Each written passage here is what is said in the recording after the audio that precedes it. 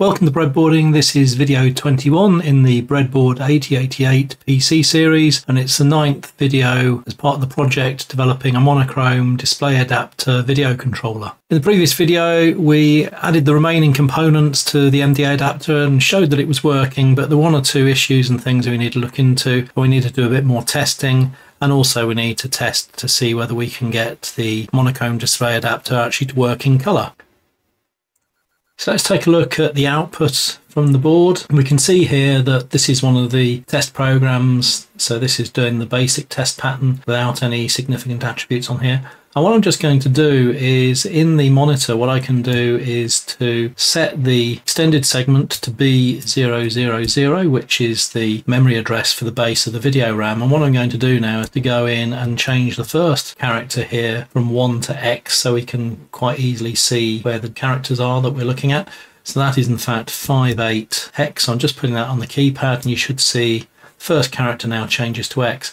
Now, one of the things I found in the previous video is the attribute data seems to be shifted across to the left one. So if I set the byte that should be for X here to say F0, which is flashing reverse video, then it won't actually show anything. What I actually have to do is go to the next character. So I'm now on the 2 character, and if I now put F0 in there, you can now see that it actually makes the first character flash. So that was quite confusing, and what I have done is recorded a load of signals using a logic analyzer, and it's actually fairly obvious when you look at it to see what the actual problem is. So this is the logic analyzer. I've actually got this set up with 8 lines on the data bus, the character latch signal, the attribute data. So this is the video controller side of the attribute latch signal, the CRTC character clock, VA0, which is also based off the character clock, not the inverted character clock.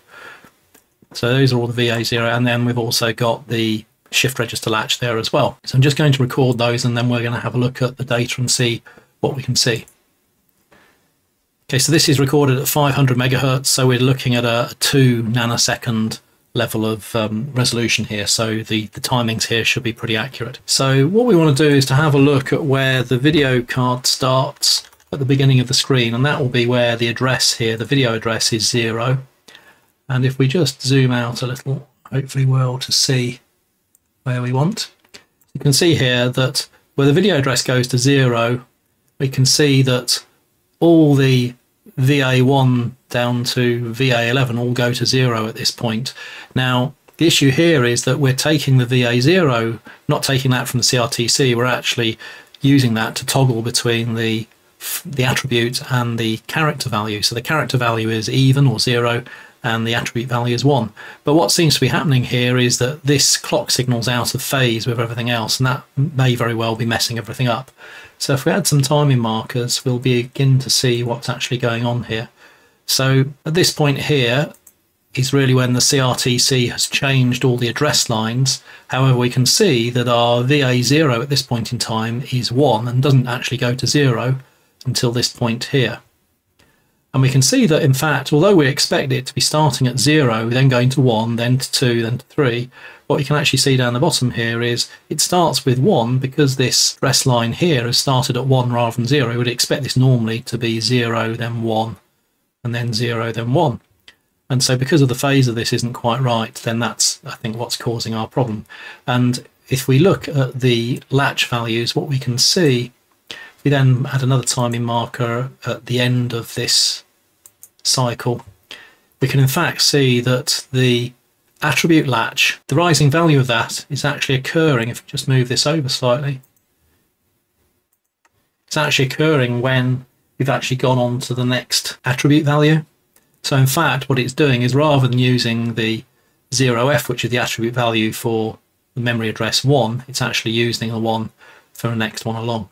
So you can see memory address 1 should have 0f, but in fact what we're getting is the one from memory address 3, which is F0, and that's why our X, so you can see here this is the X character, rather than being shown as 0f, which is white foreground, black background, it's being shown as a flashing inverted video. So what we need to do is to look at how could we modify this signal here so that it actually has first half cycle is 0 and the second half cycle is 1. And probably the easiest way to do that is if we took the inverted character clock here and delayed this by 2 clock cycles. So if we actually see what the gap between the start there is and there, you can see that in fact this is about 78 nanoseconds. So 1 clock cycle is about 40 nanoseconds with 25 megahertz. So this is about 2 dot clock cycles. So if we were to take the VA0 signal rather than just coming from the character clock itself, then if we were to take it from the inverted character clock and to delay it by 2 dot clock cycles, then we should end up with the address part of this looking correct. Now what we may very well find then is in fact that the latching of the characters and the latching of the attribute and the shift register latch, that these may then be in the wrong place. Now at the moment, apart from the fact that we're showing the attribute from the character next to the current character, so when we're looking at X, rather than showing 0F, we're actually showing F0, and the fact that these are actually coming out, the addresses are coming out in the wrong order. So we need to fix this so that the address lines are going to 0 to 1 to 2 to 3, and then once we've done that, we're likely to need to then change the timing of when the character latch and the attribute and shift register latch are occurring. Now, the attribute and the shift register latch actually are the same signal currently. So what I'm going to do is to merge those two together, and then that will give me enough spare signals to be able to delay the VA0 signal by the necessary 2 dot clock cycles. So I'm going to do this in 2 stages. The first stage I'm going to delay VA0, and then we're also then after that then I'll look at changing these signals, and I suspect I need to move these back at least 2 dot clocks, which is about 80 milliseconds, but we'll check to see once we've got the addresses and things right. The video display will be a mess, but we should hopefully be able to see when the data's been made available by comparing this once we've actually programmed the clock PLD with the new rules. So here's the clock PLD. I've changed this now to version 2. I've merged the attribute and the shift register latch to 1 pin. The shift register latch pin is now being used for video address 0, and I've also taken the inverted dot clock, which I wasn't using, and I've now made this VA0 delay. And the reason why we need to do this is we're going to be using the D latch to delay this by the dot clock, which is the clock for this particular chip. And so by setting the VA0 delay to the inverted QC and then setting the input to this one's D to be this output, what we'll get is a delayed VA0 signal. So what you can see down here then is that the attribute shift register latch has still got the same rule there. That is going to need to change. We probably need to move both this one and this one to be 2 clock cycles, 2 or 3 clock cycles earlier. And then we can see here that the VA0 delay is being set to the inverted QC, which is also happens to be what the CRTC clock is. And then the input to VA0 D latch is then that delay signal. So that should result in our inverted QC signal being delayed by 80 nanoseconds. So I'm just going to compile and burn this into the clock PLD, fit it into the board, and then we'll rerun the test program and see what the signals have done. Okay, so I've programmed the clock PLD and I've changed the shift register latch and the attribute latch to be off the same pin, and I've moved the VA0 now to move off our new VA0. And I've also then changed the first character to be X and also changed the second character attribute to be flashing inverted video. So you can see that it has all messed up now because the timing for our latch values is not right now. But what I'll do is to switch back over to the logic analyzer and record the data again, and we'll see whether or not our timing's any better. So if you're looking for 0x000, so we can see here now that this is where everything goes to 0, and in fact we've not got 1 then 0 then 3 then 2. It's actually counting up sequentially. There is a little bit of a gap here where it goes briefly to 3 as these things are turning over, but I don't think that should cause too much of a problem. But we can see here now that our VA0 is pretty much matching. Okay, the only issue here is this VA1 changes slightly different to when this one changes, but I think as long as our latch values are actually changed, we should be okay with that. So let's put some markers in here and just see what we need to do. So this is where all the address lines are changing, and then let's put in a marker where the next address line changes. Okay, so that's where the VA1 is changing. So the reason why our display looks like it's all got a bit messed up now is because when we look at when the character latch is now occurring, this is definitely occurring whilst it's actually looking at the attributes, not during the character period. So this definitely needs to move back. So let's just add another setting here and see how far back that needs to move. So that is the start of it. Now the only issue is that it's the rising edge of the latch that actually latches the data. So this might actually be getting pretty close to when the data changes. And if we actually look to see, let's add another. So if you look that when this edge changes here, when does the actual data change above? So the data changes above, what's the gap there? About 20 nanoseconds. So in actual fact, we probably need to go back 3 clock cycles, in fact, because I think we'll be a bit too close to the edge here. And the fact that when the address is actually correct, we actually get the data changes within about 20 nanoseconds. That's pretty good. What I'm going to do now is to look at the rules to delay those two, and we'll also just have a quick look at the character latch here as well. So if we add another signal for the attribute and shift register latch, again, if we were to move that back by 2 or 3 clock cycles, where would it go? So if we move that back by 2, then again that should be okay, in that where the data has changed here, we have actually got the data has changed here. So again, we'll move that back by 2. So we'll move the character latch back by 3 and the attribute and shift register latch back by 2. This is a timing sheet that I used in some of the earlier videos in the original Nanocomp 6809 series. So you have the timings here for the character latch and the SR attribute latch. Now we can see that in fact by moving this one 2 dot clock cycles earlier is actually going to be the same as the character latch. All that's going to happen now is we're going to copy the rules for the character latch to the attribute shift register latch. Now to move this back by 3 in the clock cycle, what we actually need this to do then is only output a 0 when all of these are 0. So in fact, if we just OR QA, QB, QC together, it will only go low in this first period here. So that should be what we need to do there. So I'm just going to update the rules. So saying bring the CH and ATSR latches forward 3 and 2 dot clock cycles. So the attribute latch is just going to be a copy of this one.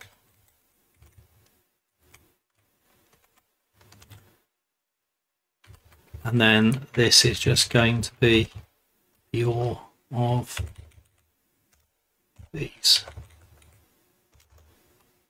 Okay, so I'm going to compile that and program the EPROM and put it back in, and then we'll rerun our test.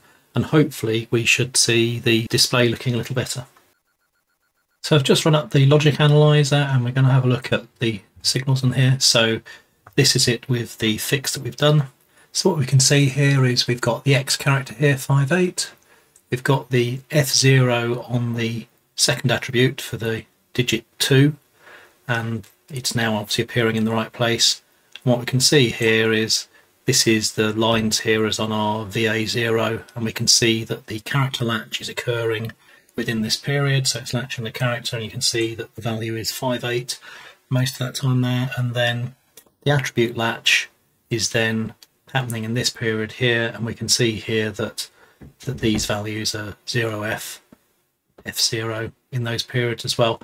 Now there are some periods where the switch over between the address lines doesn't quite line up with VA0 and some of the other address lines, so there is a little bit of fluctuation in the values here, but by the time we get to the latch signals here, then the values are stabilized. So that looks like that is solved all of those issues with the attributes coming out in the wrong place.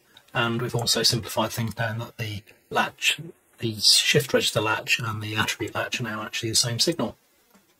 So that's version 2 of the PLD clock has now been updated, and I have done a new label for it, which I'll update in the fullness of time.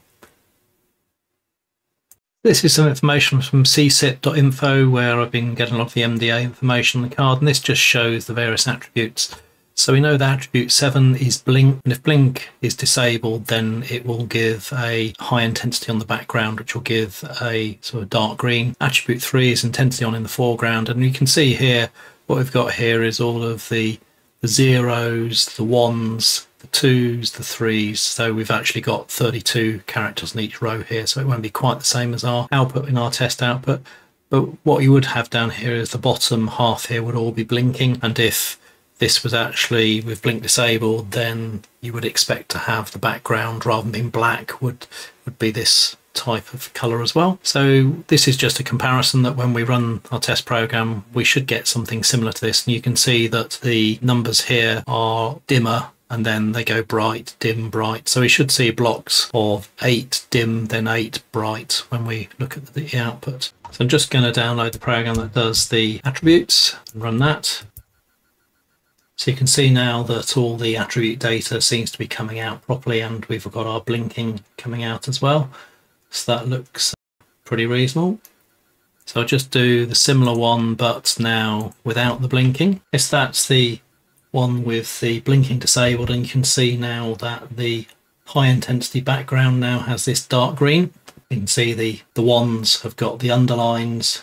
You can see that this is normal green here, and then bright green over on the right hand side. So the top 8 have bright green, so this will be where bit 3 of the attribute is set. And then down here we can see that where we have the background bit 7 set, then we have this dark green background. So now we're just going to have a look at the colours. So this is the VGA colours, CGA colours. So these are the colours as defined in VGA, EGA for the various CGA colours. So these are 16 BIOS CGA colours. Now, in fact, there is a good article here on int10.org where somebody's actually gone off and had a look at the voltages on a true CGA monitor to see whether or not any of these values should be adjusted. And in fact, what they have done is come up with a suggested change from the values that we have on this screen here. And these are in fact the values which are supposed to be much closer to the original CGA monitor colors. And then this is actually just comparing the original VGA colors against the modified CGA ones, which I've got here. And what I'm just going to do now is to go and show the color test program. I'm just going to run the color test program. And so what this is doing is showing us all the various combinations of foreground and background colors here. And then down the bottom, there is a block that just shows us the different colors. So we've got black, dark blue, green, and all the various colors coming along here.